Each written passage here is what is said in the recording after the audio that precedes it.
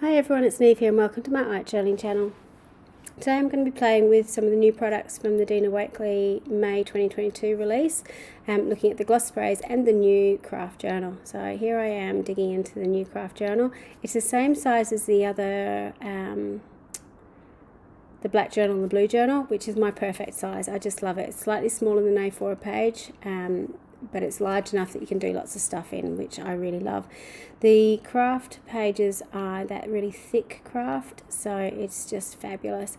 It's so smooth to stamp on. I know I'm probably doing it injustice by putting some gesso down in the background, but I did want to have a bit of a contrast between the colours I was using.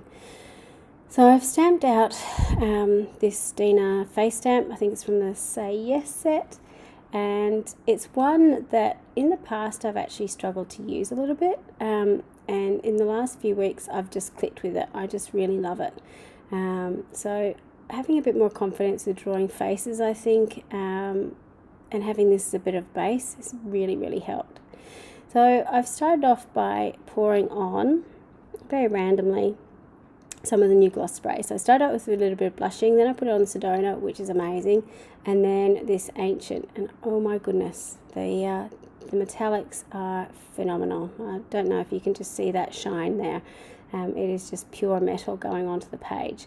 So particularly for those people who love a bit of bling, especially permanent bling that doesn't wear off, these are for you. You'll notice on the eyes, I did wipe away the eyes, so I didn't lose them completely. And that's one of the great things about acrylics or the gloss sprays, which are an acrylic based product as well. Until they're dry and permanent, you can wipe them away. So while they were still wet, I could get rid of them.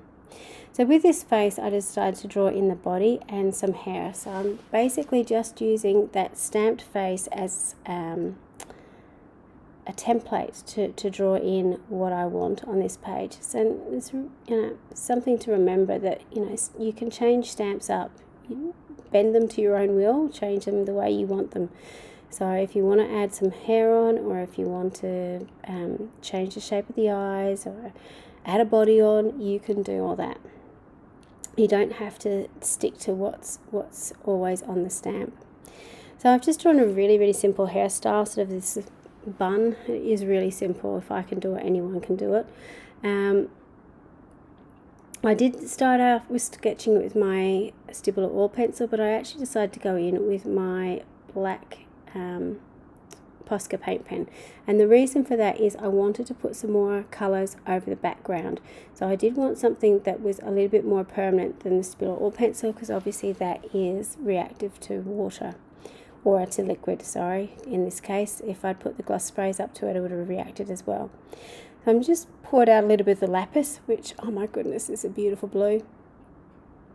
And I've painted it in the background. And I've also used it to paint in her eyes. So the great thing about using the gloss sprays, obviously you could do that with paint, but you can see how translucent the paint is, because it's much more fluid. It dries really quickly.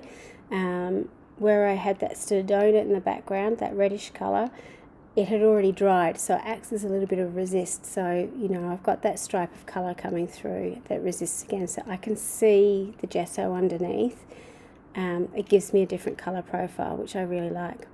Now I'm going in with some more of the Ancient, and I just use my wet wipe to act as a little bit of a mask, and spraying it on. And again, it is hard to see on screen, but you can see how shimmery and metallic these colours are. Now, because I was doing a little bit of a self-portrait, I wish I looked like this. I certainly don't have the hair of the bun like this, but I do have the grey hairs, and I wanted to represent that. So in my family, I have decided that I want to go grey, because I just, I like the look, and I'm just embracing it. Yes, but I do call them my wisdom hairs. So quite often before, when I used to dye my hair, I'd tell my husband my wisdom was peeping through, and I like becoming more wise as I get older. So that's where the grey hair came from for my little person. I decided I also wanted to deepen up her cheeks and her lips, so I added a little bit more of the Sedona over them. So again, with the gloss sprays, they're great at layering colours. I already had some of that colour in the background, and I've just added some more over the top, which sort of gives you this really cool layering up effect. On the body of the person, I've written a quote about, Fountain of Youth, and you'll notice where it's gessoed, the black's standing up really well, and where it's not, my acrylic paint is sort of seeping into the page. So while the craft is really, really smooth and takes paint beautifully, I have noticed that the first layer of paint tends to seep in a little bit.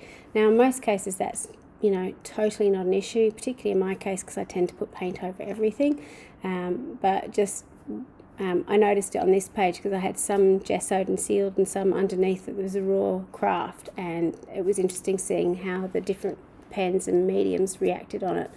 You'll quite often notice, particularly with the gloss sprays, how it will react over a non-gessoed and a gessoed surface. Now in most cases I don't use gesso, I just find it pain, and if I'm just working on white it really doesn't matter, but you may find that you want to build up some layers, so the first layer of the gloss sprays will soak into the page, and then the second layer will sit on top and give you a more intense colour. So it is something to have a play around with, but in this one you can sort of see how the colours have layered up. You can see that it's uneven, you can see it's splotchy, and I really, really like that. It makes it almost more organic, that it's not, perfectly painted, it's just there in the background, it's just a bit of splash of colour. And obviously in those close-ups you could also see how metallic-y those gloss sprays are. So I hope you grab your gloss sprays out, have a go with them. And not necessarily to spray too, it's me painting with them and pouring them on in this one, so have a bit of an experiment, see how you go. Thank you so much for watching, and until next time, bye for now.